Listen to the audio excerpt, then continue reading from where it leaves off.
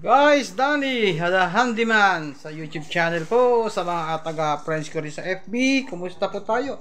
Ito na po yung Panasonic kanina na ayaw umandar. Bali nabuksan na po natin yan. Tapagpalit tayo ng kanyang thermal fuse. Ito po yung nabili natin ng 100 petot. Ayan po. Thermal fuse lang po ating pinalitan dito. Ayan. So, naka-plug na po yan. Plug natin. Ayan. Ayan, naka-plug na. Ngayon, susubukan natin siyang paandarin. Number 1. Whee! Galing. O, ayan.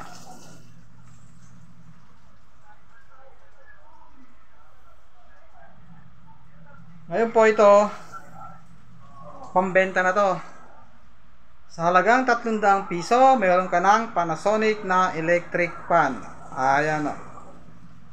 Okay, ayan. Po, sharp to. Panggamit ko po naman po sa bahay to. Tagal na sa akin. Nabili ko naman to ng 70. Na magbubuti rin. Ayan o.